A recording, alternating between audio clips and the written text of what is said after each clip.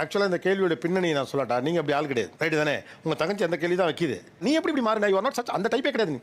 இதுல என்ன கன்வின்ஸ் ஆகி நீங்களும் இப்படி மாறிட்டீங்கிறதா அவங்க கேள்வி. அது நல்லா இருக்கு சார். பேசிக்கலி அந்த மாதிரி நான் இருந்தேன். பட் இந்த ஃபார்ம் ஆஃப் லைஃப் வந்து பிடிச்சிருக்கு, நல்லா இருக்கு. அவன் சோலோவா நிறைய ட்ரிப் போயிருக்கான், மணாலி அந்த மாதிரிலாம் போயிருக்கான். அப்போ கூட ஒரு போஸ்ட் ஒரு ஸ்டோரி போடல. நான் கூட கேட்டேன் ஏன் அப்படின்னு. அப்போ அவனோட ஆன்சர் கம்ப்ளீட்டா டிஃபரெண்டா இருந்துச்சு. இப்போ கம்ப்ளீட்டா டிஃபரெண்டா இருக்கு. அப்ப என்ன சொன்னாப்ல? அப்போ எதுக்கு இதேதான், லைக் எதுக்கு ஷோகேஸ் பண்ணனும்? நான் பிடிச்சிருக்கு, நான் போனேன், நான் என்ஜாய் பண்ணேன், வந்துட்டேன். இதை எதுக்கு போட்டுக்கிட்டு? சார் அப்போ பண்ணாததுக்கு வேற ரீசன் இருக்கு. இப்போ அந்த பொண்ணு பண்ண சொல்றதுனால பண்ண வேண்டியிருக்கா? கரெக்ட் இல்ல சார். சார். நீ வில்லி, நீ உன்னை கொல்ல போற நானு.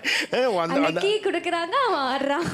இவங்களுக்கு ஒரு விஷயம் பிடிக்குது, ஆனா அதை நான் இதுக்கு முன்னாடி என் லைஃப்ல நான் அதை பண்ணாம இருந்திருக்கலாம், நான் அதை பெருசா அப்ரிஷியேட் பண்ணாத ஆளா இருந்திருக்கலாம். ஆனா என் பார்ட்னருக்கு ஒரு விஷயம் பிடிக்குதுன்றப்போ நான் ஏன் அதை எக்ஸ்ப்ளோர் பண்ணக்கூடாது? நான் ஏன் அதை எனக்கு பிடிச்சதா மாத்திக்கூடாது? ஏன்னா எனக்கு பிடிச்ச நிறைய விஷயத்தை இவங்க அவங்களுக்கு ஏற்ற மாதிரி அடாப்ட் பண்ணியிருக்காங்க. ஸோ இது ஒரு மியூச்சுவல் ஒரு அன்பின் வெளிப்பாடாக தான் நான் பார்க்குறேன். அவங்க உங்க அண்ணியும் அவருக்கு பிடிச்ச விஷயங்களை அவங்களுக்கு பெருசா ஏற்பு இல்லைனாலும் அவங்க செஞ்சுட்டு இருக்காங்க. இப்போ நீங்க அதை கவனிச்சிங்களா? உங்க அண்ணன் மாறிட்டான்னு கவனிச்சிருக்கீங்களா? நான் அவங்களோட தானே க்ளோஸா இருக்கேன், அதனால அவங்க என்ன மாறி அதான் இருக்காங்க. பிரச்சனை. இப்போ நீங்க அப்படி தனித்தனியா கவனிக்க கூடாது. இப்போ அவங்க ரெண்டு பேரையும் தான் நீங்க கவனிக்கணும். ரெண்டு பேரும் உங்க வீட்டு ஆளுங்க தான். இப்போ உங்க அண்ணி நீங்க அப்சர்வ் பண்ணிக்கலாம், கவனிச்சிக்கலாம் அவங்க என்னென்னலாம் மாறி இருக்காங்கன்னு?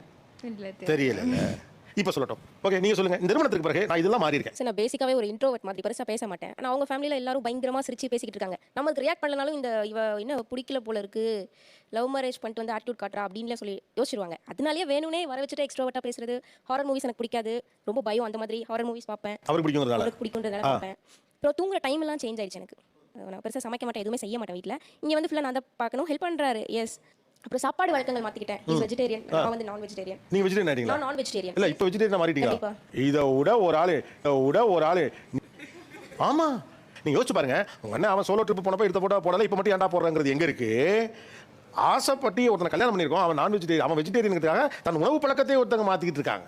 உங்களுக்கு நீங்க உங்க அண்ணியும் கவனிச்சீங்கன்னா உங்க அண்ணன் மட்டும் மாறல, உங்க அண்ணியும் மாறி இருக்காங்கன்னு தெரியும். அப்புறம் எதன் பொருட்டு மாறி இருக்காங்கிற கேள்வி ரொம்ப முக்கியமானது. எனக்கு அது பார்க்க அப்ரப்டா சேஞ்ச் எனக்கு எவிடென்ட்டா தெரியுது இல்ல சார். அதனால எனக்கு ஒரு மாதிரி என்ன இல்ல உங்க அட்டென்ஷன் முழுக்க உங்க அண்ணன் மேலே இருக்கு. உங்க அண்ணி யார் கீ கொடுத்து மாறிட்டாங்க?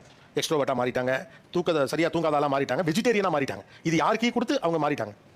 அவன் கொடுத்துருப்பான். வாய் வரலையே அது கூட. அவன் கொடுத்துருப்பான். இன்ட்ரெஸ்டிங்கான விஷயம் என்னன்னா, உங்க அண்ணனும் கீ கொடுத்து மாறல, உங்க அண்ணியும் கீ கொடுத்து மாறல. அந்த கீ ஒன்று தானாவே அதை மாற்றும். அது பேர் காதல். அந்த காதல் அவங்க ரெண்டு பேரையும் அதுக்கேற்ற மாதிரி மாற்றுது. அந்த கீ இஸ் இன்விசிபிள்.